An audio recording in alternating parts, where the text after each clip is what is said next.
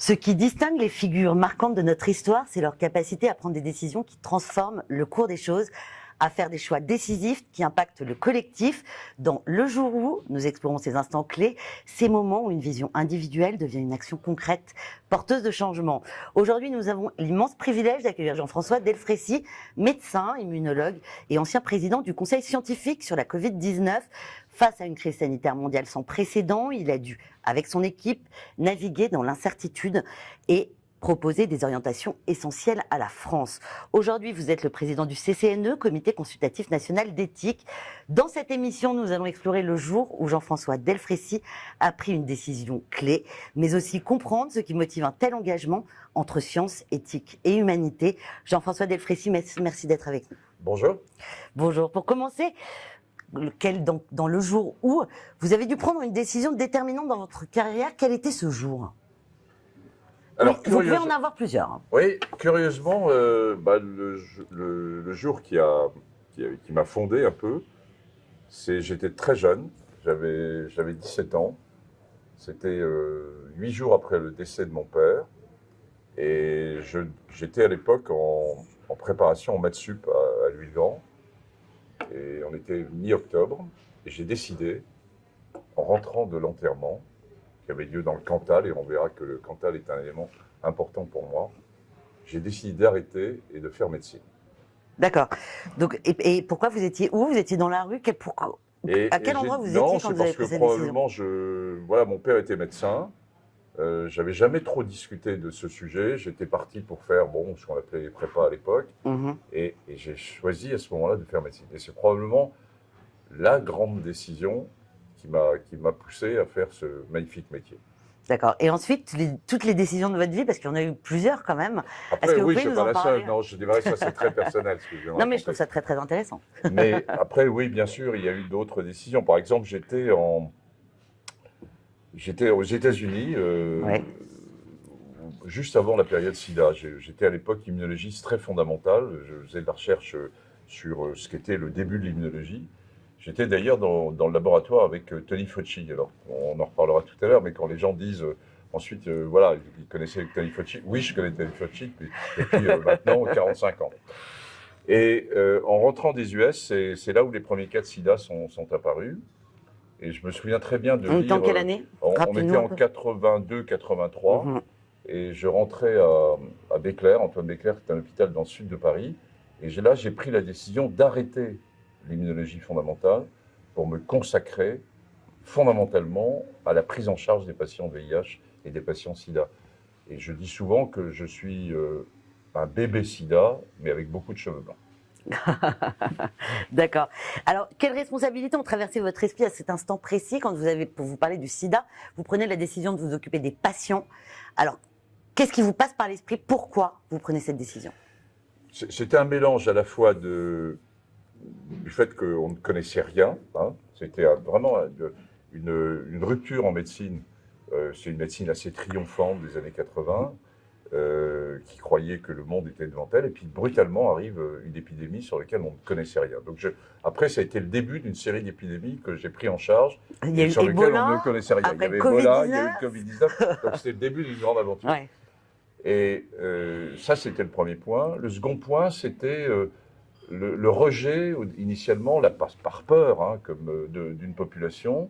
J'ai des souvenirs, Antoine Béclair, j'avais mon bureau de chef de clinique assistant sur le palier, et je retrouvais pendant une période, tous les lundis, marqué à l'énorme feutre, salle PD. Oh là là. Ça montre le rejet qu'il y a eu pendant quelques temps, très peu de temps, puisqu'ensuite le système hospitalier est un système qui est très ouvert et qui a pris en charge ces jeunes patients qui étaient dans des conditions dramatiques. Mais ça montre bien la peur qu'il y avait. Et j'amenais mes jeunes étudiants, mes externes, pour regarder la porte le lundi et leur dire, regardez le job que vous avez choisi. La médecine, c'est un métier très technique, mais c'est un métier aussi, il y a toujours une vision politique. Et c'est là où j'ai commencé à réfléchir quelle était la position du médecin par rapport au patient et qui a forgé ma vie, de dire que la maladie, elle appartient au patient et il doit l'apporter. Et là, on est là, nous, médecins, pour l'aider. On va parler d'Ebola maintenant. Où vous étiez quand vous avez pris la décision de vous occuper de cette épidémie d'Ebola? Alors après, moi, on me voit maintenant évidemment comme d'abord quelqu'un d'âgé, ce qui est vrai. Ensuite, comme quelqu'un qui a eu beaucoup de responsabilités. Bon.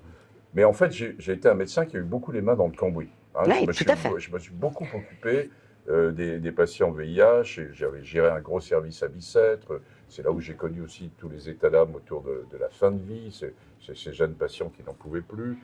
Et puis après, on vous confie, au fur et à mesure que les choses arrivent, on se trouve et on commence sur des questions tout à fait essentielles, à discuter avec le politique.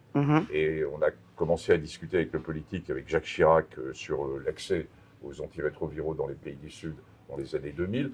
Puis après, voilà, j'étais considéré comme quelqu'un qui, voilà, gérait les crises, était spécialiste des maladies infectieuses, connaissait bien le monde international, connaissait bien l'Afrique.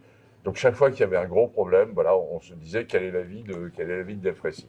Et alors c'est ce qui s'est passé aussi à la fois pour H1N1 au début, ensuite pour Ebola. Ouais. Et Ebola, je me souviens très bien de la discussion autour d'Ebola. Ebola, c'est très particulier parce que c'est la première fois qu'un germe, le virus Ebola, a été isolé non pas par les Américains, qui en général avaient une structure autour du CDC qui permettait d'isoler très rapidement les virus ou les bactéries qui étaient en cause dans les grandes pandémies. Mais là, ça a été Médecins du Monde qui a apporté un fragment de sang de patients Ebola et qui l'a amené au P4 de Lyon, qui est un laboratoire extraordinaire qui permet de faire des diagnostics dans des conditions de sécurité maximum. D'accord. Et donc, on a eu les résultats du P4 de Lyon, on a vu ce qu'était Ebola, et à partir de là, je dirigeais une agence de recherche, j'ai lancé les recherches sur Ebola. Et c'était donc en mars 2014, et à partir de l'été, c'est là où Ebola a commencé, où il y avait quelques cas d'Ebola qui sont arrivés en Europe, alors que c'était essentiellement en Afrique et en particulier dans l'Afrique de l'Ouest. Et il y a eu une grande angoisse, de bouffée d'angoisse au niveau européen, des gouvernements européens. Et en France, donc, c'est le président de la République, François Hollande, qui a souhaité qu'il y ait un délégué interministériel sur Ebola. Et il m'a confié cette tâche. En fait, en France, ça s'est très vite résolu. Et ça, je le savais. Je l'ai dit d'ailleurs lors d'une réunion de tous les préfets. Et par contre, j'ai passé pratiquement 7 mois de ma vie en Guinée pour résoudre un certain nombre de points sur Ebola. Et comment ça s'est passé? Comment vous avez évalué l'impact de cette décision sur le collectif, par exemple en Afrique? Comment ça s'est passé? Comment vous l'avez... Ce qui s'est passé, c'est que Ebola, c'est une maladie qui était au début meurtrière à 90%, c'est-à-dire on était touché par Ebola. 9 sur 10, quoi. Et c'était donc des conditions drastiques d'isolement des patients et d'isolement des corps.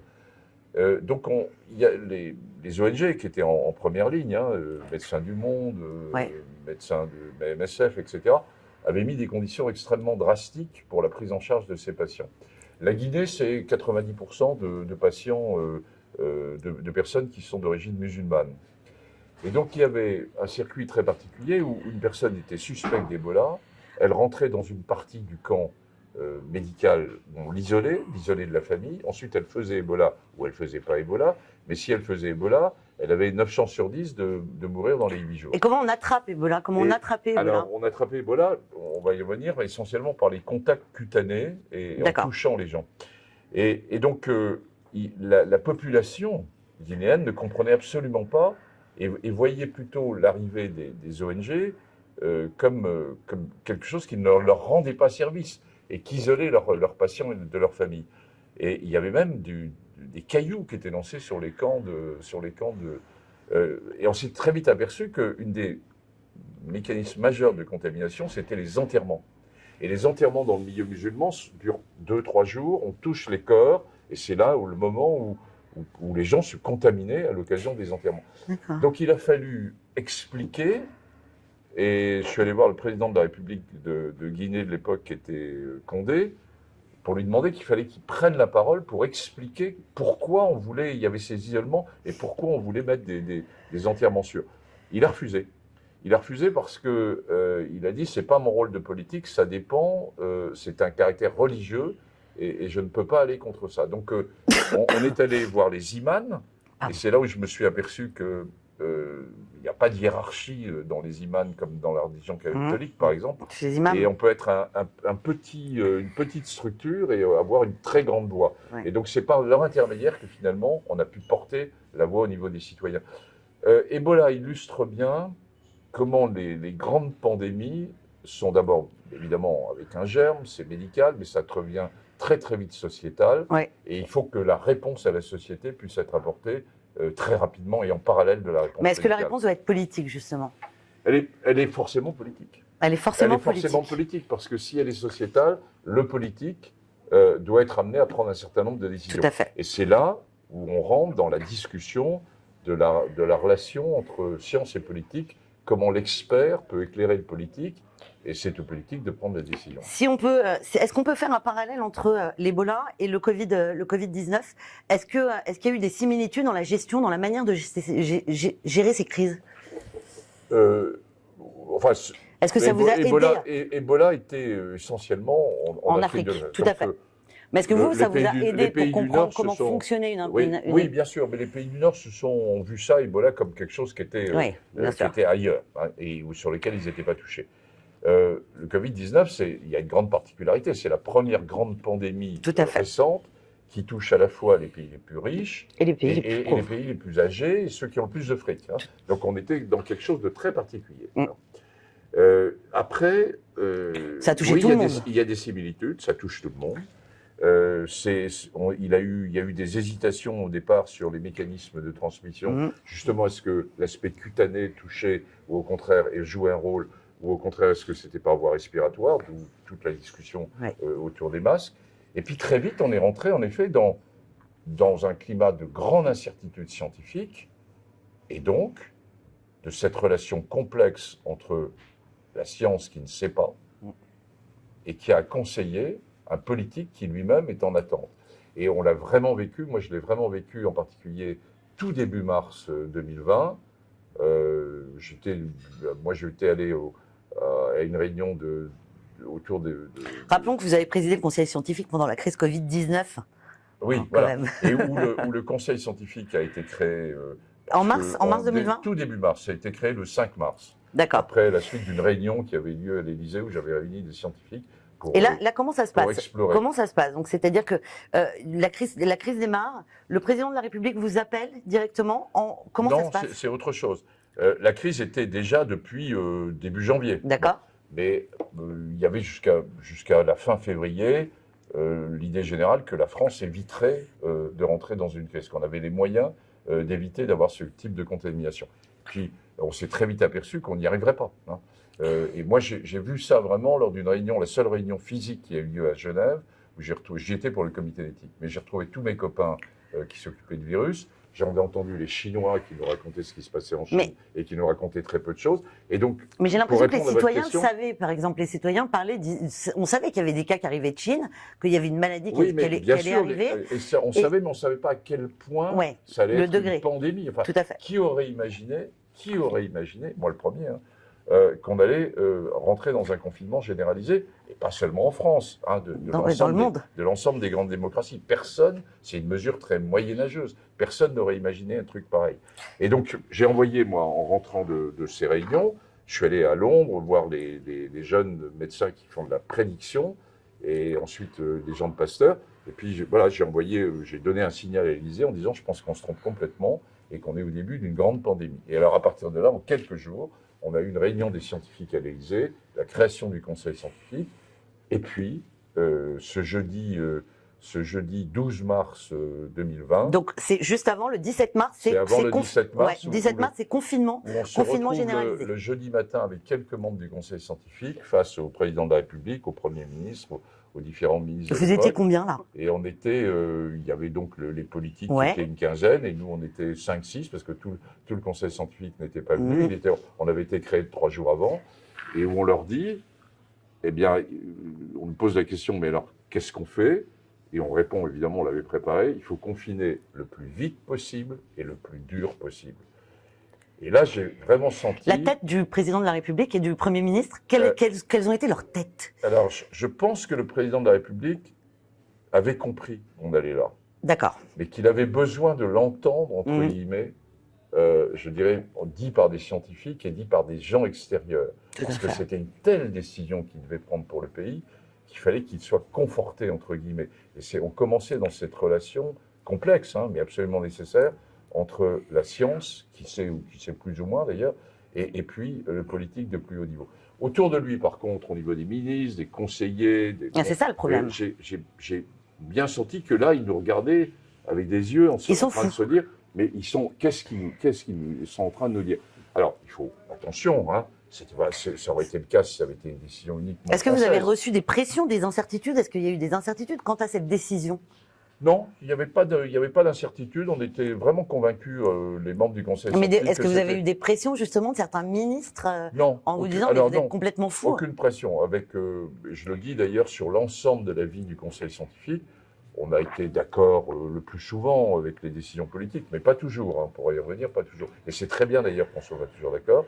Mais à aucun moment, durant les 2 ans et demi de crise, de vie du Conseil scientifique, je n'ai une quelconque pression politique pour dire telle chose ou telle autre chose, ou ne pas dire des choses. Ça, je veux le dire parce qu'en France, on reste quand même une très belle démocratie. Tout à fait. Et avec ce partage des pouvoirs qui est très particulier, entre d'un côté la science et de l'autre côté la décision. Et bien justement, on va en parler parce que la pandémie a révélé quand même des tensions. On ne peut pas le nier entre science, politique, opinion publique. Comment avez-vous trouvé un équilibre dans ce triangle qui est quand même incertain? Alors, d'abord, il faut avoir de l'humilité. Non, mais vous n'étiez pas tout seul, évidemment. On n'était pas seul. Et puis, non, mais de l'humilité dans ces grands enjeux, sur les décisions à prendre. Bon, la France s'en sort plutôt bien de cette pandémie. C'est pas à moi de le dire, mais bon, j'ai l'occasion de le faire. Si on regarde sur un marqueur qui est la perte de durée de vie d'un pays, la France perd 3 mois et demi de vie. On a eu en gros 190 000 décès liés au Covid sur les 2 ans et demi. Et on perd sur la durée de vie du pays, moins 3,5 mois. On fait mieux que l'Allemagne, dont on nous a beaucoup dit, mais regardez comment les Allemands font, etc. On fait mieux que l'Angleterre, on fait mieux que l'Italie, on fait mieux que l'Espagne. Bon, on fait moins bien que le Danemark. Ce qui est très intéressant, c'est de voir que les États-Unis, qui sont le pays de l'innovation, c'est eux qui ont mis en place les vaccins, c'est eux qui ont mis en place un certain nombre de traitements, eux perdent moins 2,5 ans. Donc on est en train de parler de moins 3,5 mois et moins 2,5 ans aux US. Pourquoi? Parce qu'aux US, l'accès aux soins pour les populations les plus fragiles, en particulier les Blacks et en particulier les Hispaniques, c'est fait dans de très mauvaises conditions. Et si on va plus loin, je vois ça avec maintenant 4 ans de décalage, si on regarde ce qui s'est passé dans les États républicains ou dans les États démocrates, eh bien, c'est la situation la pire, c'était dans les États républicains. Ce qui paraît assez logique. Donc certaines décisions, comme les confinements, étaient quand même très controversées en France et dans le monde. Comment vous avez fait pour gérer les critiques, personnelles comme professionnelles? Alors, je ne suis pas sûr que le premier confinement ait été tellement contesté. Je pense que les gens... Alors, oui. le discours de Macron, le discours de notre chef d'État, quand il dit c'est la guerre, c'est la guerre, je pense que... Est-ce que ce discours a été fait justement pour faire peur aux Français? Ben, je pense que moi, les Français n'étaient pas prêts du tout à entendre ça. Non. Ils avaient conscience qu'il se passait quelque chose, mais ils n'étaient pas du tout prêts. D'ailleurs, qui était prêt à confiner un pays? Personne. Et est-ce que la communication politique s'est bien faite justement là-dessus? Alors, je pense que le début, il y avait cette ambiance. On est passé par un conseil de défense pour et puis il l'a fait en 2 temps pour expliquer d'abord un premier confinement partiel, puis ensuite un confinement plus complet. Moi, je comprends ce qui s'est passé là.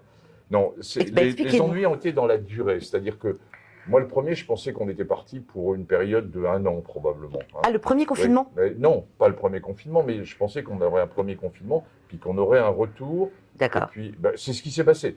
Mais les ennuis ont vraiment commencé. Mais les Français avaient l'impression d'avoir joué le rôle, joué le jeu, d'avoir été confinés, d'avoir été très, très respectueux à ce moment-là des restrictions de liberté qui se sont passées, parce qu'il y a eu des vraies restrictions de liberté. Tout à fait.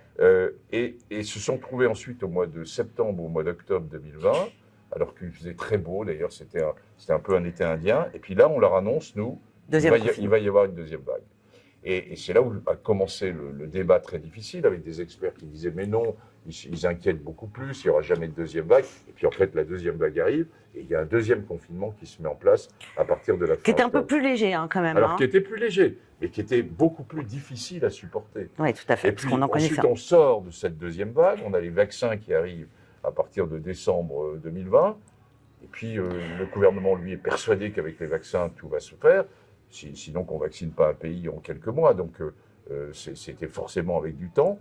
Et puis, arrive une troisième vague et arrivent surtout des variants qui sont beaucoup plus... Donc, des mutants de ce virus qui sont beaucoup plus transmissibles et donc qui changent complètement la donne de nouveau. Et donc, on se retrouve, et c'est là la période la plus difficile qu'on a eu à vivre, les gens ne s'en sont pas rendus compte.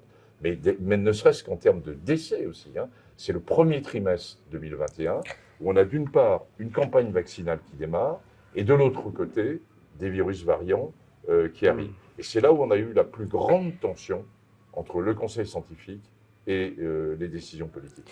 Quelles ont été les plus grandes critiques que vous avez entendues au niveau professionnel là-dessus et au niveau personnel? Parce que j'imagine que vous avez dû en entendre quelques-unes. Oui, mais à vrai dire, je m'en foutais. De toute façon, est-ce que vous aviez le choix?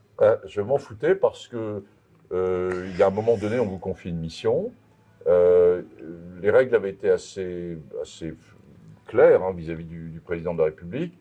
Il m'avait dit au départ, on protégera les plus fragiles et je m'appuierai autant que faire se peut sur les données de la science. Très bien. Et donc sur ces deux données, je trouvais que la collaboration était possible, elle était faisable, et c'est d'ailleurs ce qui s'est passé. Après, on ne peut pas, dans ce type de démarche, on ne peut pas avoir un consensus. Bon, il faut savoir qu'il y a une minorité, on a une minorité très active contre nous, et ensuite avec les vaccins, les antivax, etc. Bon, mais j'avais décidé, peut-être à tort d'ailleurs, de ne pas aller sur les réseaux sociaux et de jouer la carte médiatique uniquement sur la présentation des avis du D'accord, Conseil donc pas de scientifique. YouTube, pas de podcast, Aucun sur les média réseaux sociaux. alternatif. Et alors, j'ai cru, et après coup, je me suis dit, dans les erreurs qu'on a fait, on a eu tort de ne pas y aller pour présenter aussi, discuter à toute cette population. Puis je m'aperçois que dans les enquêtes récentes, on s'aperçoit que les réseaux sociaux sont très présents. On le voit dans la campagne électorale américaine. Alors. Mais c'est vrai, mais que sur les enjeux de santé, ouais. il y a deux grandes enquêtes qui viennent de sortir. D'accord. Et qui montrent que finalement l'impact sur la vision sur la santé sur les réseaux sociaux pour les Français est assez minime et qu'il s'appuie essentiellement sur les médias traditionnels. Oui, mais ça veut dire qu'il faudrait peut-être commencer à s'y mettre, Jean-François. Donc en tant que scientifique, quel regard portez-vous sur l'importance de la communication justement et de la pédagogie face à une crise de cette ampleur? Alors c'est un point majeur. C'est un point majeur. Est-ce qu'il y a eu un problème de communication là-dedans? Il y a d'une part, parce que somme toute, on a eu deux éléments. On avait des mesures de santé publique qui étaient avec des mesures de restriction de liberté importantes, allant au début avec le confinement, les couvre-feux, puis ensuite allant vers le pass sanitaire et le pass vaccinal. Donc c'est bien, on restreint les libertés. Tout à fait. Et puis de l'autre côté, on a l'innovation qui arrive avec l'arrivée de tout ce qui est arrivé avec les médicaments et les vaccins, etc. Et dans cette restriction de liberté, il y avait une balance qui était entre restriction de liberté individuelle, mais qui était au profit d'une vision plus collective. C'était pour protéger la nation de façon plus globale. Et c'est dans ces deux grands enjeux éthiques qu'on connaît bien, c'est l'autonomie et la liberté individuelle, avant tout à l'anglo-saxonne, versus la solidarité. La solidarité, c'est quelque chose où on s'occupe des plus fragiles et de tout le monde au nom de la nation. Et je pense qu'on a oscillé en permanence entre ces deux points. Et que c'est difficile à faire passer en temps de crise. Bon, c'est très difficile. Est-ce qu'il n'y a pas eu un problème de communication politique, justement, pour la gestion de cette crise? Alors, sur la communication, il y a une communication gouvernementale qui a été ce qu'elle est. Nous, on a communiqué essentiellement sur les avis. On a essayé de s'appuyer sur la science et d'avoir une autonomie. Je rappelle qu'on n'est jamais apparu dans les communications auprès du ministre, etc. On a gardé en permanence cette forme de liberté par rapport aux politiques, auxquelles je tenais beaucoup. Moi, je dirais que le principal point, si j'ai une critique à faire, c'est que les mesures qui ont été prises en France, qui ont été annoncées par les politiques, et en particulier le président de la République, elles sont assez similaires, assez proches de ce qui s'est fait au Danemark. Mais la première ministre du Danemark, c'était une femme. Mhm. Alors déjà, ça change un peu le mode de communication.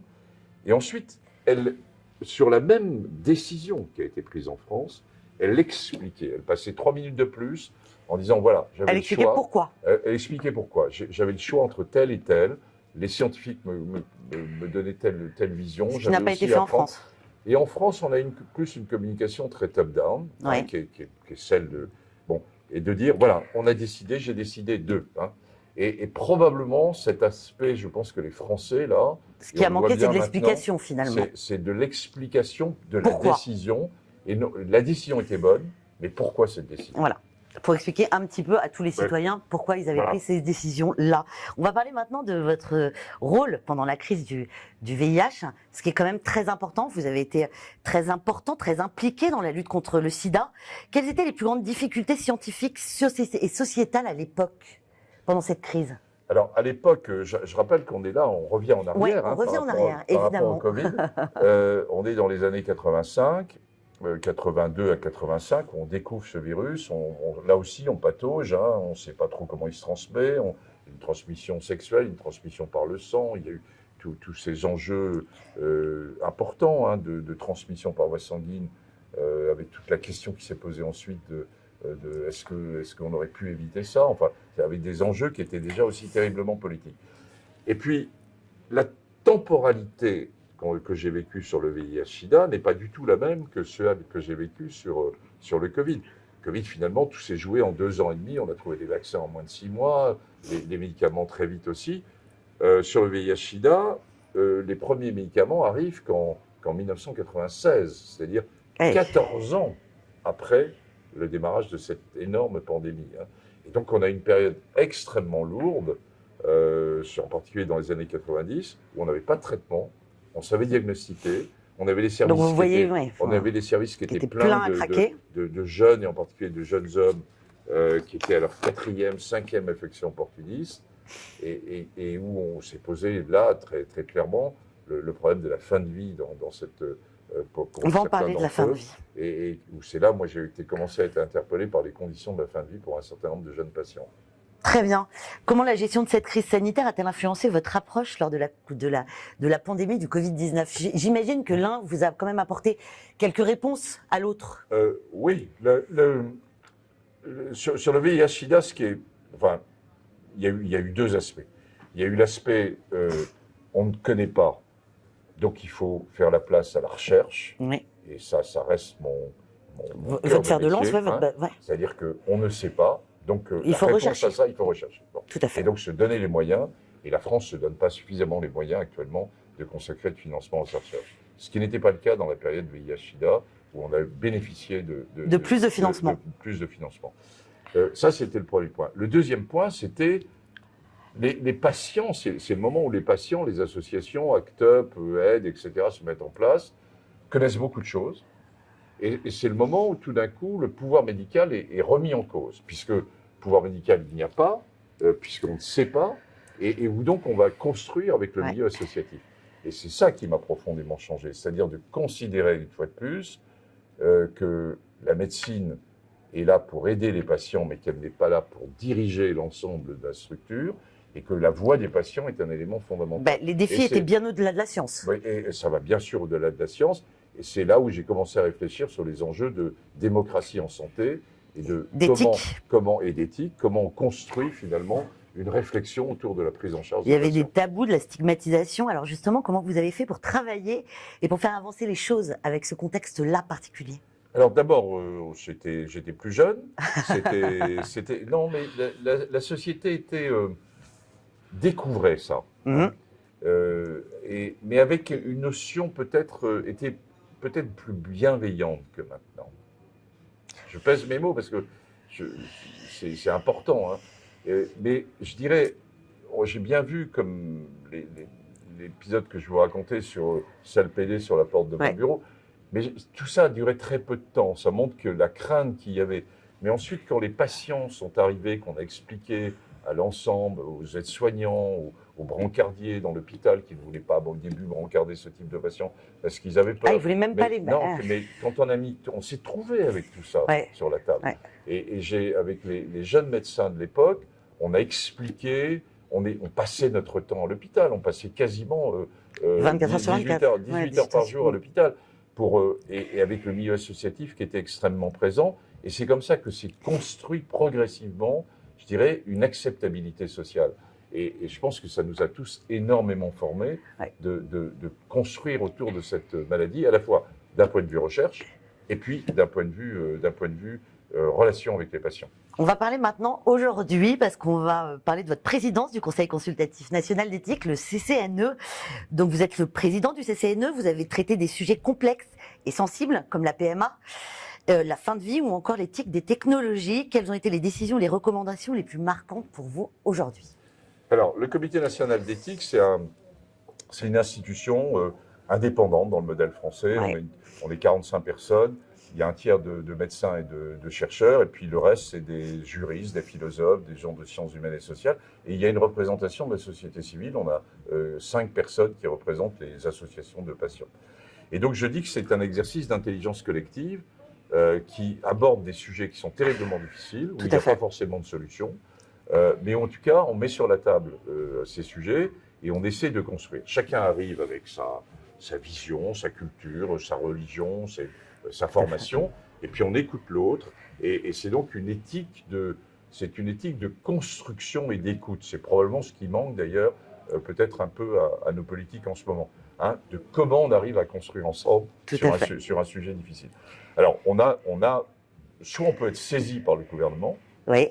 Ce qu'on appelle une saisine, soit on peut s'auto-saisir, et quand on s'auto-saisit, on est maître du monde, puisqu'on peut aborder les problèmes qu'on souhaite aborder. Vous choisissez les sujets. Et on choisit les sujets. Et en particulier, dans les grands sujets que j'ai eu à vivre comme président du CCNE, j'ai eu les 2 sujets extrêmes de la vie. C'est-à-dire comment, sur la conception, PMA. Et la PMA, et l'ouverture de l'AMP sur les femmes seules et les couples de femmes, qui a précédé la loi de bioéthique et qui a précédé finalement l'ouverture de ce qui a été fait au cours de la loi de bioéthique de 2021. Et le CCNE a comme rôle de préparer la loi de bioéthique.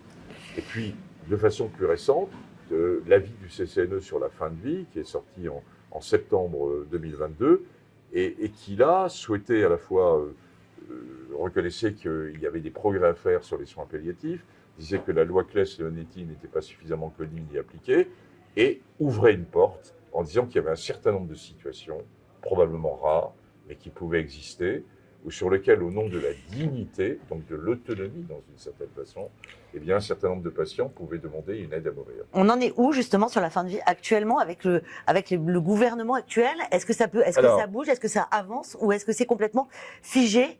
À partir de l'avis du CCNE, le gouvernement et le président de la République, Emmanuel Macron, a décidé d'ouvrir une grande consultation citoyenne. Et je pense qu'à côté du sujet lui-même, ce qui s'est passé sur fin de vie, sauf peut-être la fin tout à fait, est assez exemplaire. Parce qu'on a pris le temps de réfléchir sur ces sujets-là. Ça vous a pris combien de temps ? Ça a pris 18 mois quand même. Hein. 18 à 24 mois, avec une convention citoyenne, avec énormément de réunions qui ont été organisées sur tous les territoires. Le CCNE, avec les espaces éthiques régionaux, a organisé plus de 600 réunions, donc plus de 60 000 personnes qui ont été à ces réunions. Donc les différentes académies de médecine, le Conseil de l'ordre a réfléchi, a pris des positions. Et donc la loi ensuite qui a été lancée par le gouvernement est une sorte de ligne de crête, c'est une loi d'ouverture et qui s'ouvre prudemment, mais sur l'aide active à mourir. Bon, cette loi a été présentée au Parlement en mai 2024. Elle était en cours de discussion et tout s'est arrêté avec la dissolution. Donc on en est exactement là. C'est-à-dire que maintenant, on repart avec une loi qui devait être présentée en février 2025. Et à ce jour, je ne sais pas quel sera le gouvernement. Est-ce qu'elle est à l'agenda ou pas ? En février 2025, elle sera mise à l'agenda. Donc c'est vrai que ce long chemin, cette discussion, cette construction de la C'est démocratie difficile en ce long santé. chemin. Ah oui, non, mais c'est difficile pour moi aussi. Ben oui, non, mais je sais justement ce que je veux dire. J'ai passé pratiquement 2 ans de ma vie à Tout à fait. construire, à voir les différents Comment acteurs. vous arrivez à rester justement, à y croire Ah encore ben parce que j'y crois, parce que finalement, je Positif. m'aperçois en voyant un peu ce qu'a été ma vie professionnelle, que plus il y a de difficultés, plus ça m'excite dans une certaine façon. Hein. Et donc, j'ai envie d'essayer de les résoudre pour nos concitoyens. Et donc, voilà, on en est là. Et j'espère, entre guillemets, que cette loi sera remise sur la table avec le nouveau gouvernement. Pourquoi ? Parce que il y a une demande de la part des Français autour de ce changement. De la fin de vie. La fin de vie n'est plus la même Non. qu'il y a 50 ans. La fin de vie se passe beaucoup dans des structures médicalisées. Il faut qu'on améliore ce qui se passe dans les EHPAD. On est une grande nation démocratique, quoi qu'on dise et quoi que j'entende aujourd'hui. Et donc, sur quoi on est jugé ? On est jugé sur notre capacité à s'occuper des personnes les plus fragiles. Hein. Une vraie nation, et j'insiste bien là-dessus, une vraie nation démocratique, c'est elle qui passe du temps et qui consacre des financements à ces populations les plus fragiles. Tout à fait. Selon vous, l'importance de l'éthique dans un monde où les avancées technologiques se font à un rythme de plus en plus effréné, ça va de plus en plus vite. Le rôle de l'éthique et l'importance de l'éthique là-dedans, elle est où ? Elle est d'essayer de faire réfléchir les scientifiques et peut-être aussi les citoyens, ceux qui sont intéressés, mais en particulier les jeunes, mais c'est là où c'est évidemment le plus difficile, sur quel monde voulons-nous pour demain.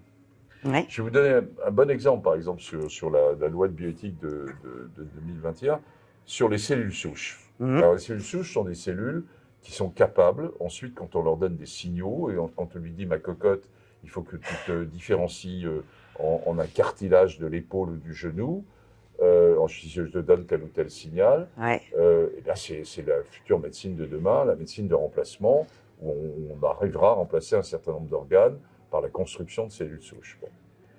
La même cellule souche, elle est pluripotente, c'est-à-dire qu'elle peut se transformer en beaucoup de choses. Ouais.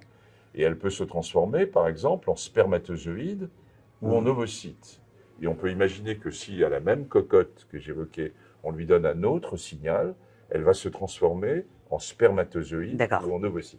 Et là, on peut faire un embryon complètement de novo, en dehors de tout acte sexuel, complètement en éprouvette, et on commence à toucher une ligne rouge de construction. Et c'est là où l'éthique est là pour poser la question, jusqu'où voulons-nous aller ?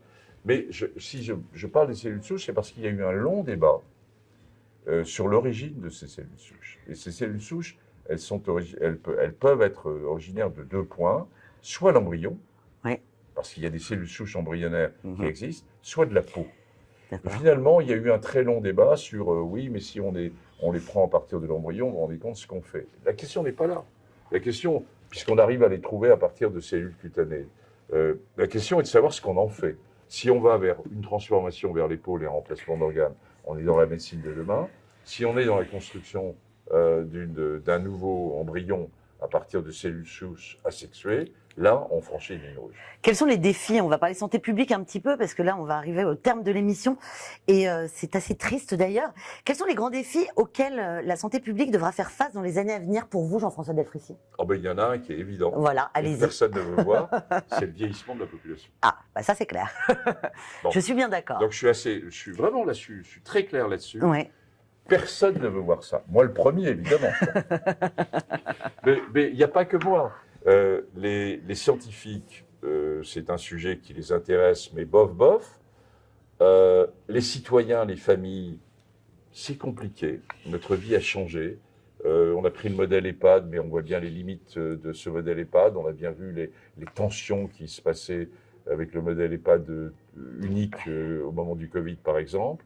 Les chiffres sont là. Ouais. On a d'une part une baisse de la natalité en France. Tout à fait. Qui est moins marquée que dans d'autres pays, mais qui est quand même marquée et qui va s'accentuer. Deuxièmement, on a une médecine qui permet de prolonger la vie des gens dans des conditions qui sont plus ou moins optimales, mais qui existent. Et donc, il y a une progression, entre guillemets, de la durée de vie de chacun des citoyens. Ça implique d'ailleurs des questions autour de la retraite, est-ce qu'elle est au même âge ou pas, hein, c'est des sujets aussi de ce type. Et puis troisièmement, on a une population qui vit japonaise. Comment on va répondre à ça? Et comment on va à la fois pouvoir porter une population jeune et répondre à cette question du vieillissement des populations. Et ça ne sera pas l'État qui va répondre. Il ne pourra pas. L'État est à bout de souffle en termes de financement et de plans sociétaux. Donc il va falloir que de nouveau, le milieu associatif, les familles s'impliquent comme elles l'étaient à une période. Et ça, c'est des messages extrêmement difficiles, y compris pour le politique. J'ai une dernière question. Si vous pouviez revivre un moment marquant de votre carrière, vous choisiriez lequel, Jean-François Delfraissy? Ah, je choisirais, alors, c'était en 1995, j'étais responsable d'un grand essai thérapeutique qu'on faisait avec les Américains, où on avait un médicament qui s'appelait, c'est les premiers médicaments du VIH, qui s'appelait l'AZT, et on avait posé la question simple, est-ce qu'en donnant de l'AZT pendant la grossesse chez les femmes séropositives, on peut réduire la transmission à l'enfant? Et on a eu, je me souviens, c'était en février, et j'étais donc, c'est un essai qui était mené en France et aux États-Unis, j'étais co-PI, et le comité indépendant qui voyait les résultats décide d'arrêter l'essai parce que le bras AZT réduisait de 60% la transmission. Eh bien, qu'est-ce que vous avez ressenti? J'ai ressenti d'abord, on était dans la période la plus noire du SIDA, donc c'était un des premiers grands essais qui était extrêmement positif. Et puis on a sauvé des dizaines de millions d'enfants à partir de ce résultat. Et donc ça, c'est le résultat dont je suis probablement le plus fier. Vous étiez où? Vous vous en rappelez? Ah oui, très bien. Vous étiez où? J'étais dans le Cantal et je suis revenu. Jean-François Delfraissy, merci pour ce partage inspirant et éclairant. On rappelle qu'un médecin au fond aux éditions du Seuil, vous pouvez l'acheter dans toutes les bonnes librairies, c'est exact? Vous nous avez montré que derrière chaque grande décision, il y a des convictions profondes et un sens aigu des responsabilités. Merci beaucoup d'avoir été avec nous. Merci. À bientôt dans Le Jour Où.